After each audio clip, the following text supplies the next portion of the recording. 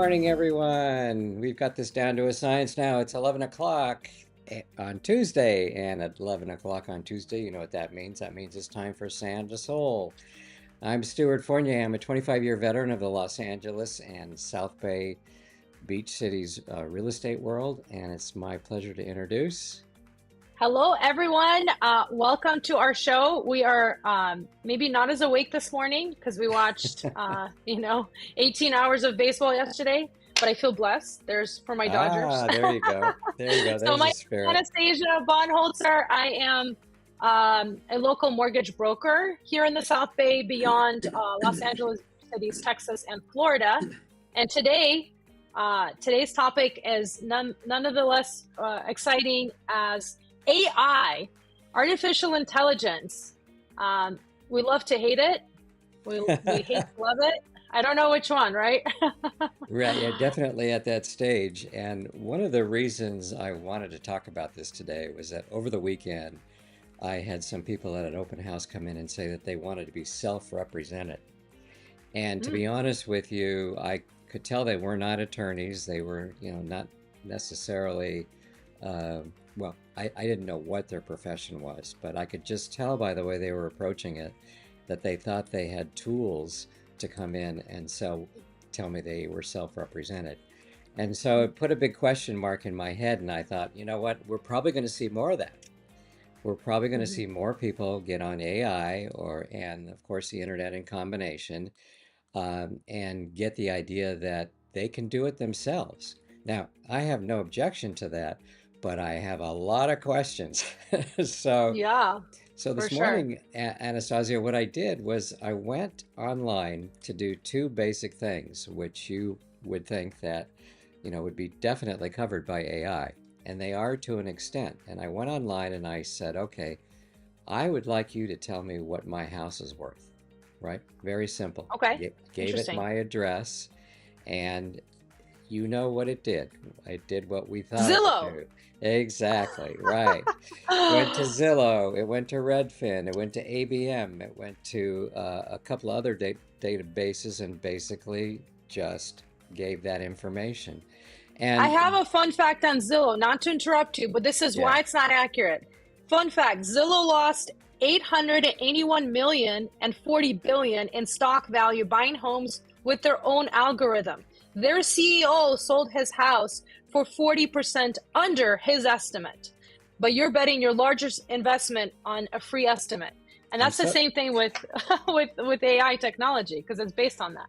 I'm so glad you read that because I saw that same email about a month ago and I thought, boy, that is really terrific. That was written by an agent who put it all in perspective. And I'm so glad you read that because it's the absolute truth. And as you know, we've had a show about that specifically talking about how Zillow is inaccurate, uh, in terms of the real application, in terms of you being someone that wants to make an offer, or you're a seller that wants to definitely know what the true value is of your home. And we can tell you on this show, we've educated you, it's a big mistake. Do not do that. If you want to know within the realm of possibilities, absolutely, not a problem. But if you really want the true value, it's a definite mistake to go ahead and do that. So you're absolutely right. That was stage number one, where it told me, what Zillow thought, what Redfin thought, and a couple Yeah. of other databases. And again, it was within the realm of possibility, but it was still very inaccurate. And to its credit, also gave a large sphere of possibilities. Okay, so it Yeah. did, in all honesty, point out the fact that, even though we're giving you these numbers, it's really something that you have to dig down in deep with respect to, is it a remodel? How long's it been around? What's the square Right. footage related to the rest of the neighborhood? Has there been any problems over the last few years with regard to, for example, insurance claims and things like that?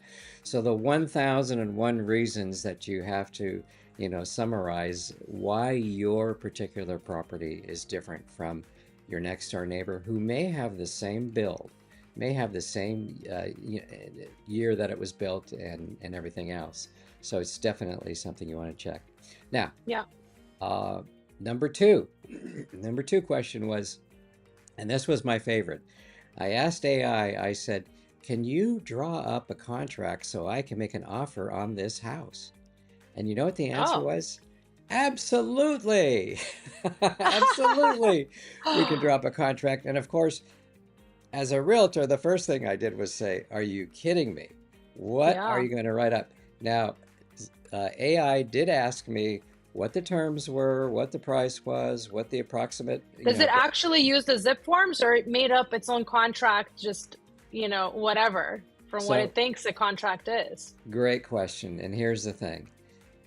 What shocked me at first was the fact that they used the word absolutely. Now, let's pretend I'm not a professional. Let's pretend I'm just somebody who goes on ChatGPT and I ask you to do this. When you use the word absolutely, what does that do? It instills Definitive, 100%, with 100% confidence. And I don't need an attorney. I don't need an agent, because ChatGPT has essentially evolved to a AI widget, eliminating all of those professions and making it cheaper is the perception. The AI is basically replacing human beings, and the human capital is no longer necessary right, because we all collectively may think humans are no longer needed. And right. ChatGPT can write the contract. Or can it? Beautifully, I don't know. You tell me. beautifully put. Beautifully put. Okay, but as I said before, as a realtor, my jaw dropped. And I said, Yeah. are you kidding me right now? So I was very specific about putting all the information in, stuff that you love. I gave it, Yeah. the interest rate, I gave it the down payment, I gave it the amount of days that I wanted to be in escrow. I gave it information about the earnest deposit fee. I gave it a legal description of the location. I mean, I did all the things that are basically on page one of our contract, of our 20-page contract, and Yep. said, okay, show it to me. And basically, what AI did was it summarized exactly what I told it. It was Okay. not a contract by any means. Now, Yep. what's even scarier is that before it gave me that contract, it did say this is not a legal contract, right? So, Did it even you, ask you what state you're in? Because I know a lot of these contracts are state specific as well. right. So That that's, was a big fail, that it's basically generalizing all of the real estate laws that exist universally and traditionally maybe across the United States, but they may not adhere to state by state specific forms that we all need from the California Association of Realtors, which may be different from the Wisconsin Association of Realtors. exactly. So that's what I wanted to get on the air and warn people about. If you think you're going to, I don't know what the correct word is here. It's on the top of my head. Replace the Thank realtor with you. an AI widget. Right. Thank you very much. I couldn't come up with the word replace. If you Yeah. think you're going to replace, but more importantly, you can get into real trouble. And here's why. Yeah. I have had on many occasions people say, can you just send me a copy of the contract Mm. so that I can use it, outside of the services that I provide? And it's a Yeah. very innocent question, but it's a real minefield for anyone to to do something like that. And the reason specifically is that everything is copyrighted, right? Hmm. It doesn't matter what state that you're operating in. That state's contract is copyrighted. So even as a realtor, if I decide I no longer want to be a realtor, I just want to have my license as a legal uh, uh, licensee of the state of California, I cannot use copyrighted contracts from the Realtor Association. Hmm. So Hmm. everyone across the country can have their real estate license, but in order to have the functionality of a contract, we do not own those contracts. Those contracts are copyrighted by the MLS, by National Association, the National Association of Realtors. So we cannot just willy-nilly give someone a contract.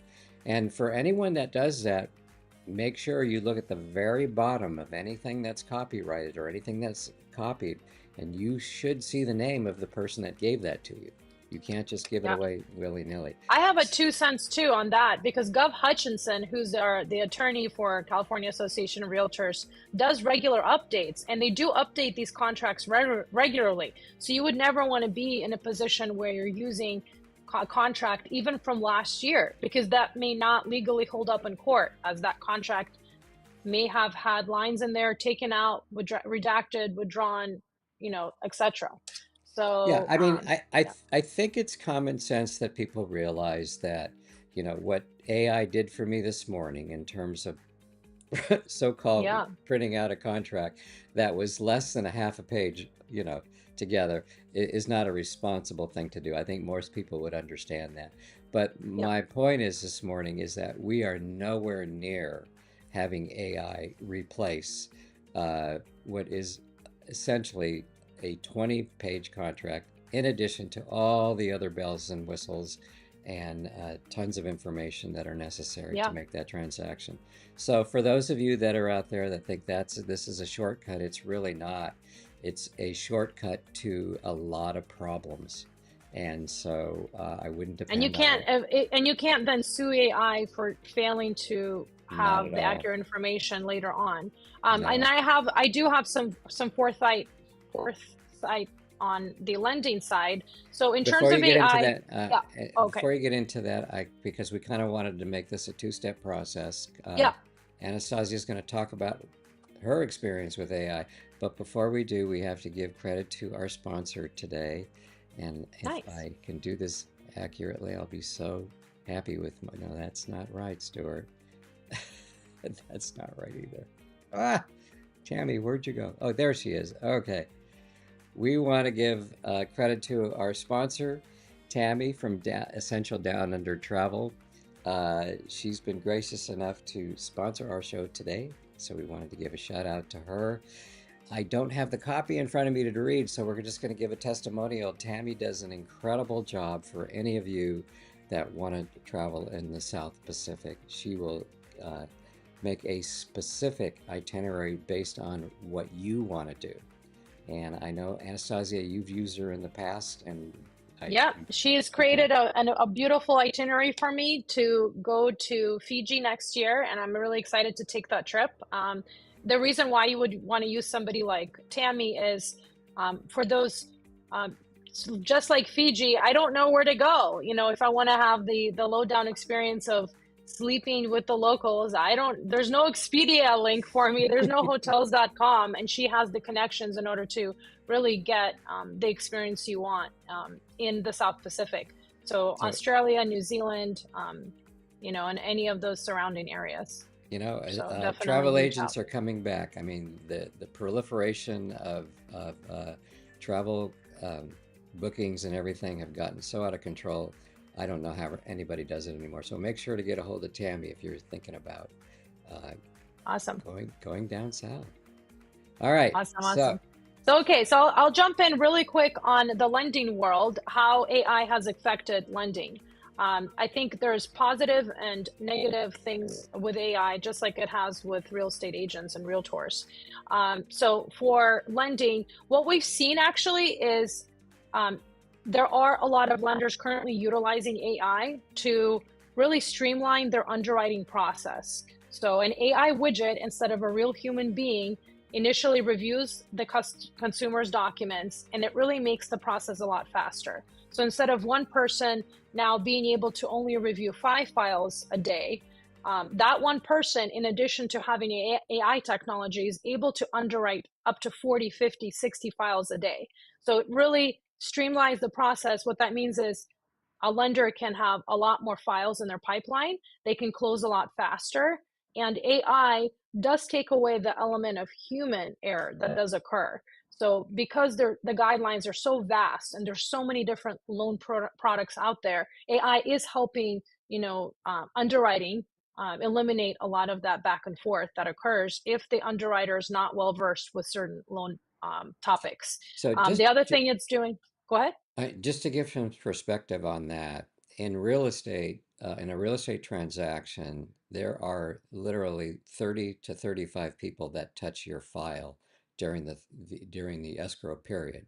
So in your case, I, as far as the There's a loans whole go, team behind me. Yeah. So right, there's a whole team right, behind me. So I'm the loan officer. I'm the one that sets up the information with the consumer, and I'm on the front lines, hand holding the consumer through the process. Apart from me, I have a loan processor. Loan processor handles all of the documents and paperwork.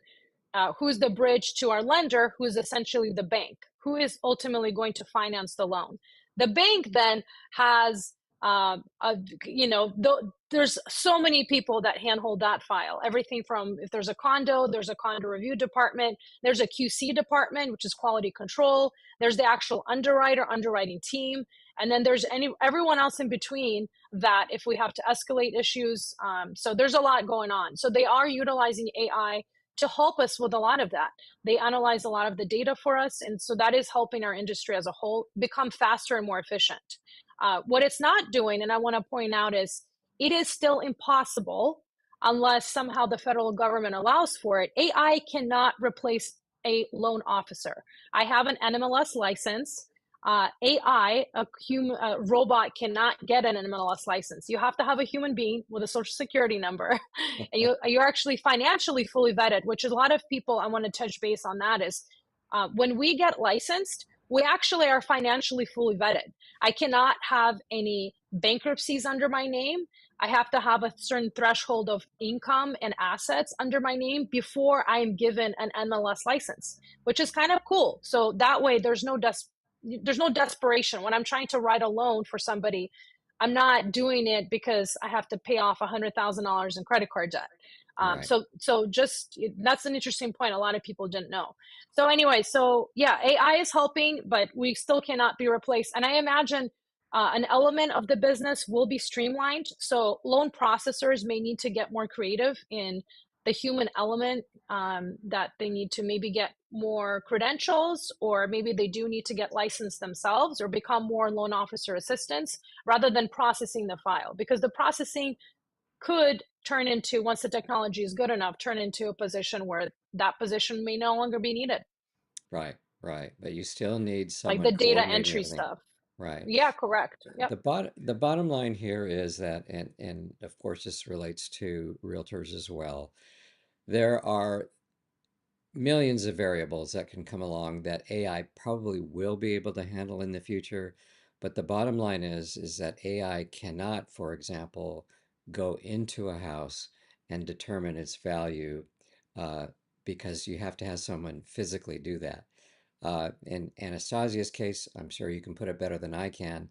You have to have someone that you can call because all of a sudden your circumstance during the escrow period, which is where you're going to have, the most time that you spend with a loan broker like Anastasia, AI can't replace that. AI No, can't take care of AI that can't problem. replace that. Yeah, Right, because there's so many nuances to every single person's situation.